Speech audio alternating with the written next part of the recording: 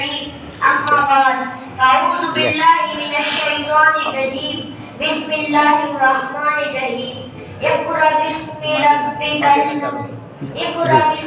ربك الذي خلق الإنسان من علق صدق اللہ العظیم. محترم حضرات، میں مکتب ہوں اور مجھے حیرت ہے کہ تعلیم و ترقی میں وہ پیچھے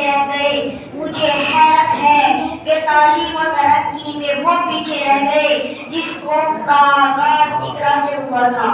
محترم حضرات، آج سے 1400 سال پہلے میری بنیاد پیارے نبی صلی اللہ علیہ وسلم نے اپنے ہاتھوں سے رکھی.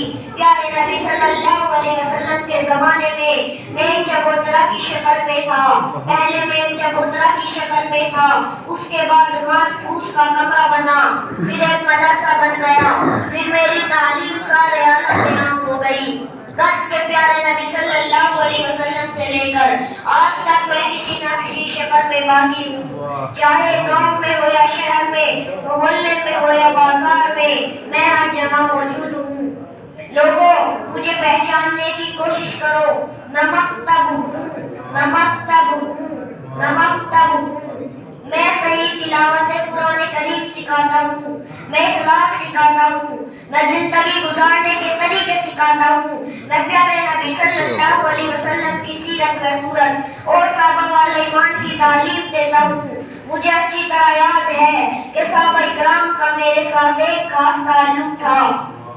امت میں جب تک دینداری اور دینی ماحول تھا، اس وقت تک امت کا ہر شخص مجھ سے جڑا رہا. لیکن افسوس، جب لوگوں میں دنیا کی محبت بڑھتی چلی گئی اور دین کی چاہت کم ہوتی گئی، تو جب میں ایسا گمنام ہوا، مجھے کوئی پہچاننے والا نہ رہا.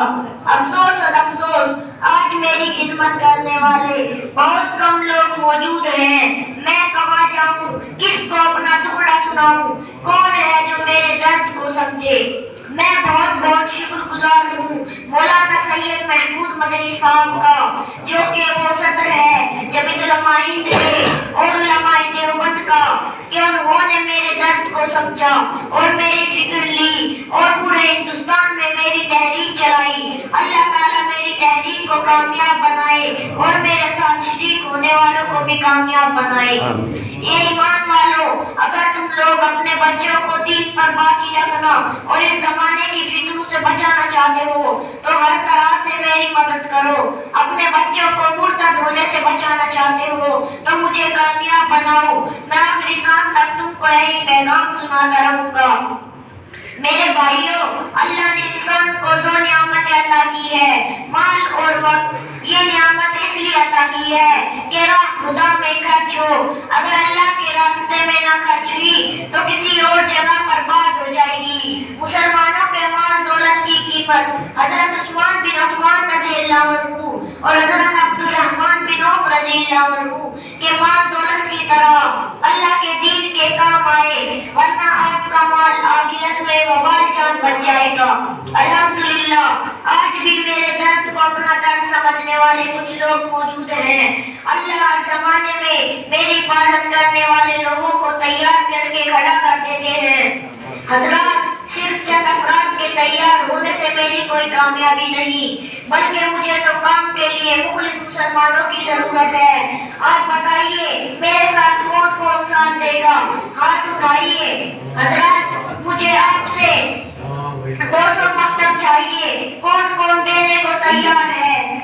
نام لکھوائیے. لکھوا چکے، الحمدللہ لکھوا چکے. بس اتنا ہی کہنا چاہتا ہوں. مجھے بھی کامیاب بناؤ.